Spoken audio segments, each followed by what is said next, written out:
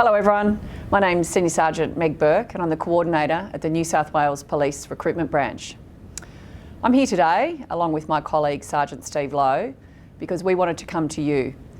As we are unable to have any of our presentations at police headquarters at the moment, we've decided to film a video so that you know what's expected of you in terms of joining the New South Wales Police.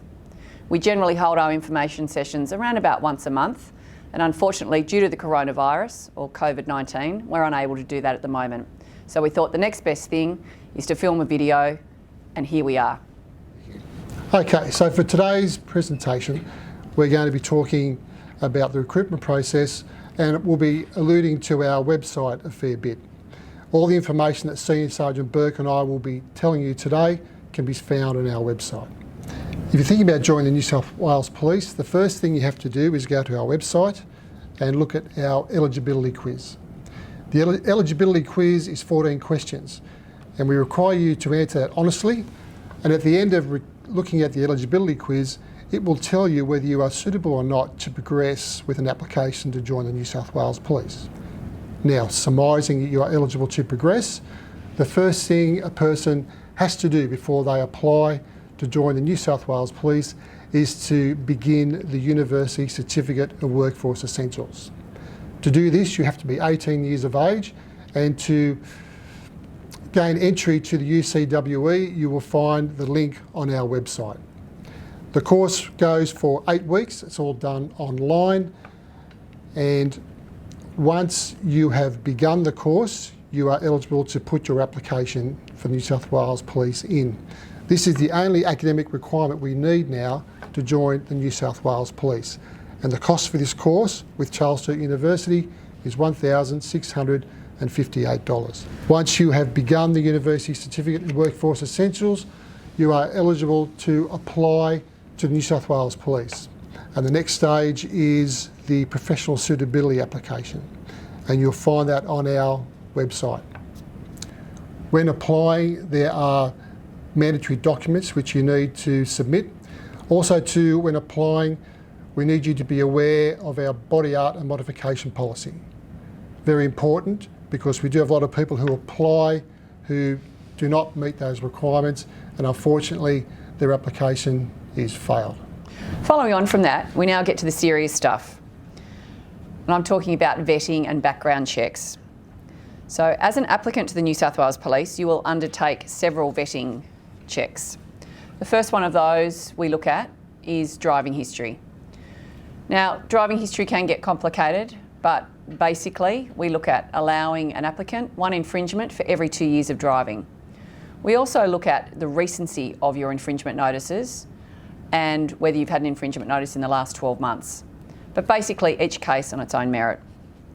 In terms of criminal history, if you have any prior criminal convictions, unfortunately your application will be failed immediately. In terms of associations, and this is a big word that's mentioned a lot throughout the application, we ask you to list any associations you may have in terms of your partners, your siblings, family, friends, and the like. We'll do checks if you've been overseas. So if you've resided overseas for longer than 12 months, over the age of 16, we will ask you for a penal certificate. We will also do residential checks, which is looking into who has resided with you, if you've rented premises, who those people were. We'll look at employment checks, so who you've worked with, your supervisors, volunteer work, and any number of things that you have done in terms of employment. If you've been in the military, the Defence Forces, we will take that into account as well, and we will conduct checks in that respect. If at any stage throughout the vetting process we feel that an applicant is required to be interviewed, we will bring them in for an interview. And the applicant will be interviewed by the General Manager and the Coordinator, being me, and we will ask you several questions in a hope to getting to the bottom of what we've requested you to come in for. In addition to that, and post the vetting, if you get through all of that, we'll start to look at things like your medical and your physical. Obviously, big components of the recruitment process. You will have to undertake a comprehensive medical assessment, and that is with an external provider known as UHG. The medical is going to cost you around about $460, and that's the basic medical cost. If you require reports on top of that, it may cost you more. All the costs associated with the medical are borne by the applicant. We don't pay for any medical costs. The things that they'll look at in your medical are some of your basics, such as hearing, eyesight, musculoskeletal, psychological. An important thing to remember about psychological issues are if you've been on medication, you need to have been off your medication for at least 2 years prior to submitting an application. A few other things that crop up, particularly with the older generation, and I can say that because I'm 50. If you're over 35, we ask you to go and have a resting ECG. Over 40, you'll have to have a stress ECG, and unfortunately, over 45, a full cardiac assessment. If you've got no issues in that area, then you won't have a problem.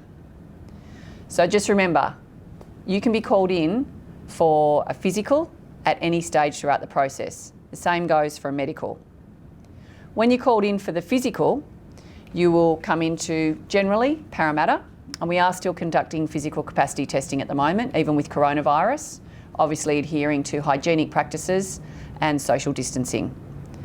So the physical takes place at Macarthur Girls High School every Sunday, and you'll have to undertake 6 physical capacity tests. For more information on this and some videos, please go to our website. In short, the 6 tests you'll have to complete are the hover, which is the same as a plank or a bridge test. You will then do a vertical jump test, push-ups, an agility, a hand grip strength test, and the last test of the day being the beep test to obviously test your cardiovascular. If I can give people any advice on the physical testing, number 1, it's just to be fit. Number 2, you need to run. A lot of people turn up to our physical tests thinking that, a run here or there is going to cut it. Unfortunately, it's not.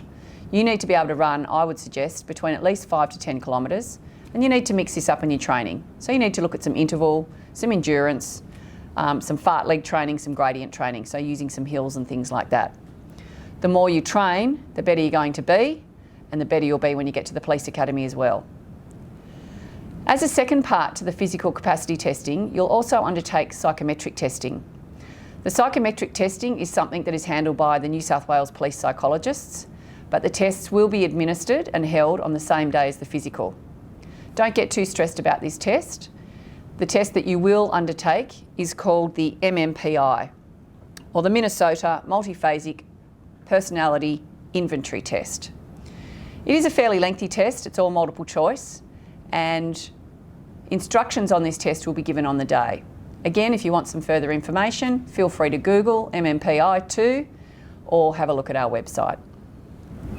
At the conclusion of all the vetting checks, the command of the Police Recruitment Branch has final say whether your application will proceed or not. If it does, he will give you a call and let you know and give you the good news.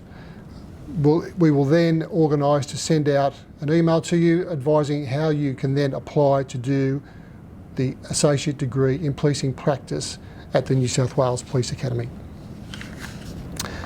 So with regards to the associate degree in policing practice, that is a course which is done online. The first part of the course goes for roughly about 8 weeks, is done online. And then the second part is done at the Police Academy, and that goes for about 6 to 7 weeks, with also tied in there is a 48-hour stint at a police station, generally near where you live, as a field component. At the conclusion of that, you then go back down to the academy, and you're down the academy for approximately 16 weeks. And at the end of the 16 weeks, that's when you attest, when you've probably seen on TV the students throwing their hats up in the air, and they are there now employed as a probationary constable with the New South Wales Police. A few things to remember during your ADPP or getting prepared for your ADPP, make sure your fitness level is up to scratch, because if it's not, you'll find the course down there a little bit stressful. So make sure you keep your fitness level up to speed. There's also part-time with doing the associate degree in policing practice. Takes a lot longer. The first part of the course takes 8 months, and then the second part, session 2 at the Police Academy, takes 16 weeks. So it does take a lot longer, but overall, for some people, that may be the case with regards to family life and study. A few things to remember about the academy life. The academy is based in Goulburn, country Goulburn. Can be very hot, can be very cold. When you get to Goulburn, whilst it is a university campus and considered a university campus, you won't always be glued to a screen studying theoretical components of the associate degree. You'll also be conducting a lot of practical components. And that's because as police officers, you are required to know how to do certain things. So weapons and tactics is some of the training that you will be doing. Learning how to use a gun, a baton, and other paraphernalia. Physical training, as we've said before in this video, lots of running, rope running, lots of strength work, lots of functional movement. Policing practicals, where they will actually put your theory into practice and you will be tested using a police radio, certain other things. Driver training, obviously you have to know how to drive a police car. So again, these components can be very full on when you've got a lot of things to study and a lot of things to do, as well as keeping up with your physical training. So be prepared. When you're at the police academy, you'll also be spoken to about placements. Always something that people are worried about. A lot of people want to go back home to where they've come from. Unfortunately, it doesn't always work like that. You will be given some preferences, but again, that doesn't necessarily mean that you will receive one of those preferences. The New South Wales Police Force is concerned with organisational requirements. So where the needs are is basically where you will be sent. So don't get too stressed about that, but do remember that you are applying for the New South Wales Police Force, which could mean anywhere in the state of New South Wales. Once you attest from the Police Academy in Goulburn, you will be sent to a command or a police area command, and you will commence general duties policing as a probationary constable. So you will start off very fresh, very eager, and you will have some fabulous field training officers out there who will help you through this process. Now, for around about the next 2 to 3 years, you will be required to undertake general duties policing. Once that period has expired, then you can start to look at other specialist areas that you might be interested in. And there's over 100 specialist areas within the New South Wales Police Force. You may feel that you want to stay in general duties longer, totally up to you. And obviously, going to a specialist section is very dependent upon how many positions they have available and any kind of testing that you may have to do to get into a certain unit or squad. The New South Wales Police Force is a fabulous job. And I have to say, in these times, I feel very secure in my employment. You will start on a wage of around about $65,000 to $70,000 per annum, which is pretty fantastic. You're also entitled to certain elements such as sick leave, study leave, family and community services leave, and when you've been in a little bit longer, you'll be entitled to long service leave. So there are some amazing benefits in this job. I'd say to you, if you're interested in a career in the New South Wales Police, firstly, go to our website, www.police.nsw.gov.au/recruitment. The other thing you can do is to become a friend of our New South Wales Police Force Recruitment Branch Facebook page. We put information up there pretty much on a daily basis, and we're always keeping everyone up to date with what's happening in the recruitment world. The other thing you can do is you can contact 1800 222 122 and actually speak to an operator, speak to a recruitment officer within the recruitment branch. So good luck with it. Don't feel overwhelmed. It does look like a convoluted process, and there are quite a few hoops that you do have to jump through, but it's well worth it in the end, and you will thoroughly enjoy yourself as I have for the last 30 years. Thanks.